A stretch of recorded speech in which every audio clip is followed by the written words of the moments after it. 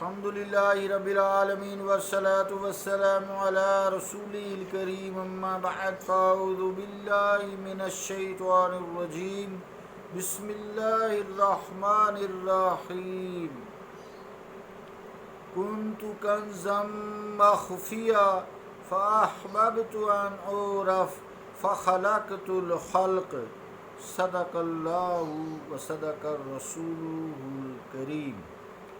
عزیزان گرامی قدر، السلام علیکم ورحمۃ اللہ وبرکاتہ۔ حدیث قدسی جو تلاوت کرنے کا شرف حاصل ہوا، اس کا ترجمہ سماعت فرمائیں۔ اللہ کریم فرماتا ہے، میں چھپا ہوا خزانہ تھا، پس میں نے چاہا کہ میں پہچانا جاؤں، پس میں نے مخلوق کو تخلیق کر دیا۔ اللہ اس کے رسول کا قول سچا ہے۔ اس حوالے سے ایک شعر کی تشریح حضرت غلام معین الدین المعروف بڑے لالا جی، والد گرامی حضرت نصیر الدین نصیر رحمۃ اللہ علیہ، ان کا شعر کی تشریح چل رہی ہے، سماعت فرمائے۔ شعر پہلے: نمود اپنا جب کنز مخفی نے چاہا، فاحببت ان اعرف اس نے سنایا، تو وحدت نے کثرت میں جلوہ دکھایا، مگر ذات مخفی کی مخفی رہی ہے۔ اس حوالے سے ہم یہاں تک پہنچے تھے کہ انسان کو جو اللہ تعالیٰ صفات عطا کرے، چاہے علم ہے، چاہے مال و دولت ہے، چاہے عہدہ ہے، جاہ و جلال ہے، کوئی بھی اللہ تعالیٰ کی عطا ہوتی ہے، اس کا اظہار نہ کرے، ریاکاری نہ کرے، یعنی ریاکاری کی شکل میں اظہار نہ کرے، ویسے اظہار کرے۔ وَأَمَّا بِنِعْمَةِ رَبِّكَ فَحَدِّثْ، اور اے مصطفیٰ صلی اللہ علیہ وسلم، جو آپ کو اللہ تعالیٰ نے نعمت عطا کی ہے اس کا اظہار کیا کریں، یعنی اپنی تعریف و تحسین کی نیت سے اگر وہ خود نمائی کرتا ہے تو یہ غلط ہے، جیسا کہ قرآن مجید میں بھی سورہ نجم میں فرمایا: فَلَا تَزَكُّوا أَنفُسَكُمْ هُوَ أَعْلَمُ بِمَنِ اتَّقَىٰ، بس تم اپنی خود تعریفی نہ کیا کرو، وہ جانتا ہے کہ کون متقی ہے۔ تو اس لیے اللہ تعالیٰ نے جن صفات اور کمالات سے انسان کو متصف کیا ہے، صفت دی ہے، وہ اس کی نمائش اگر کر رہا ہے اور اس میں نمود و نمائش ہے، اپنی خود تعریفی ہے، تو وہ غلط ہے۔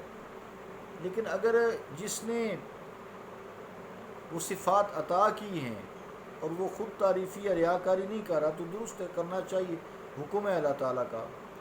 اصل میں وہ ان صفات کی تعریف پھر نہیں کر رہا ہوتا، بلکہ وہ اس کی تعریف کرتا ہے جس نے وہ صفات عطا کی ہیں، کیونکہ جتنی بھی صفات اللہ تعالیٰ ہمیں عطا کرتا ہے وہ ہماری ذاتی نہیں ہیں، وہ اللہ رب العالمین کی عطا کردہ ہیں۔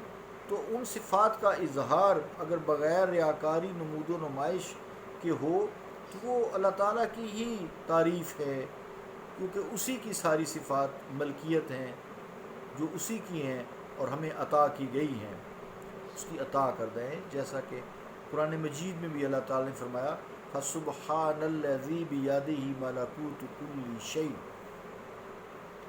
پس بابرکت ہے، پاک ہے وہ ذات جس کے دستے قدرت میں ہر چیز کی بادشاہی ہے، ہر شے کی حکومت ہے۔ اس لیے نیت یہی رہے کہ بسلسلہ نمود ذات و صفات انسان اپنے پردے میں اپنے مالک حقیقی کی تعریف کرنا چاہتا ہے، اس لیے وہ ان صفات کا اظہار کر رہا ہے۔ تو ایسی نمود خود نمائی کے زمرے میں پھر نہیں آئے گی، بلکہ اس کا حکم ہے کہ جو میں نے تمہیں صفت دی ہے اس کو بتایا کرو، مال دیا تو اس کو خرچ کرے، بتا کے کرے، بے شک کوئی بات نہیں، چھپا کے کرے یا کرے، لیکن ریاکاری نہ کرے۔ علم دیا ہے تو اس کو آگے پہنچائے۔ تو اور کوئی بھی جتنی بھی صفات ہے سب اللہ تعالیٰ کی ہمیں عطا کی ہوئی ہیں۔ اب اگر معاملہ اس کے برعکس ہو، خوب نمائی کی کیفیت ہو، تو اس کے بارے میں پھر سید امجد حیدرآبادی پھر یوں فرماتے ہیں: کوشش ہے تمام اپنی ستائش کے لیے، کوشش ہے تمام اپنی ستائش کے لیے، کیا کیا کرتے ہیں ایک خواہش کے لیے، ہر ایک نمود پر مٹا جاتا ہے، ہر ایک نمود پر مٹا جاتا ہے، پتلے مٹی کے ہیں نمائش کے لیے۔ یہ تو انسان کا جو مٹی ہے، یہ پتلا سا بنا ہوئے بت سا ہے، یہ بھی اللہ کی تعریف ہے، یہ بھی اسی کی نمائش ہے، انسان کے بس میں کچھ بھی نہیں ہے۔ گویا عزیزان گرامی قدر ایسی نمود میں خدشہ کبر پایا جاتا ہے، اور کبر کا مطلب ہوتا ہے کوئی چیز ذاتی ہونا۔ انسان کا نہ جسم ذاتی ہے، اس کا عطا کیا ہے، نہ روح عطائی ہے، نہ روح ذاتی ہے، وہ اس کی عطائی ہے، عطا کردہ ہے۔ روح اور جسم ہی انسان ہے، اور یہ اس کا عطا کردہ ہے، ذاتی نہیں ہے۔ تو کبر کا مطلب ہوتا ہے کہ کسی چیز کبر کرنا، تکبر کرنا، غرور کرنا۔ غرور کا مطلب دھوکہ بھی ہوتا ہے، لیکن یہاں بمعنی تعریف ہے۔ تو کبر جو ہے صرف اللہ کو روا ہے، کیونکہ ساری جتنی بھی صفات ہیں، جتنی بھی ملکیت ہے، بادشاہت ہے کائنات کی، وہ سب اللہ تعالیٰ کی ہے، انسان کا کچھ بھی نہیں ہے۔ تو اس لیے قرآن مجید نے فرمایا وَلَهُ الْكِبْرِيَاءُ فِي السَّمَاوَاتِ وَالْأَرْضِ، زمین و آسمان میں جو کبر ہے وہ صرف اسی ہی کو روا ہے، انسان کو روا نہیں ہے۔ یہ صرف اللہ تعالیٰ کبر کر سکتا ہے اور کوئی نہیں کر سکتا۔ تو گویا ایسی نمود میں پھر خدشہ کبر پایا جائے گا جب انسان اپنی بہت زیادہ خود تعریفی کرے گا، اور کبر تو صرف اسی ذات کو روا ہے، اسی کو زیب دیتا ہے۔ اب خلاصہ کلام پھر یہ نکلا کہ جب ذات باری نے اپنی نمود چاہی اور خود کو ظاہر کرنا پسند کیا، فَأَحْبَبْتُ أَنْ أُعْرَفَ فَخَلَقْتُ الْخَلْقَ، كُنْتُ كَنْزًا مَخْفِيًّا، میں چھپا ہوا خزانہ تھا، فَأَحْبَبْتُ أَنْ أُعْرَفَ، بس میں نے چاہا کہ میں پہچانا جاؤں، فَخَلَقْتُ الْخَلْقَ، تو میں نے مخلوق کو تخلیق کر دیا۔ تو پھر کیا تھا؟ جب اللہ تعالیٰ نے اپنی نمود چاہی اور خود کو ظاہر کرنا پسند کیا، تو پھر وحدت نے، کیونکہ اللہ تعالیٰ وحدہ لا شریک ہے، اس کی ذات و صفات میں کوئی شریک نہیں، تو اللہ تعالیٰ کی جو وحدت ہے، تمام ذات و صفات کی جو وحدت ہے، اس نے کثرت یعنی تعینات، یہ ساری کائنات ہمیں جتنی نظر آتی ہے یہ تعینات ہیں، اس میں ظہور کیا اس نے، لیکن صفات اپنی جگہ پر قائم رہیں، کسی صفت اور ذات نے کسی چیز میں حلول نہیں کیا، حل نہیں ہوئی۔ عقیدہ حلول کفر ہے، آگے آئے گا انشاءاللہ۔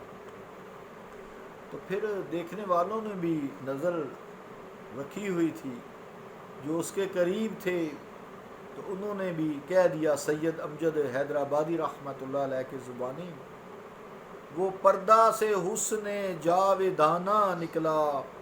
جب اللہ تعالیٰ کی ذات و صفات نے ظہور فرمایا، وہ پردہ سے حسن جاویدانہ نکلا، دل ہاتھ میں لے کے ایک زمانہ نکلا، اے جوہر یان عشق، اے جوہر یان عشق، لوٹو برسوں کا دبا ہوا خزانہ نکلا، وہ پردہ سے حسن جاویدانہ نکلا، دل ہاتھ میں لے کے ایک زمانہ نکلا، اے جوہر یان عشق، لوٹو برسوں کا دبا ہوا خزانہ نکلا۔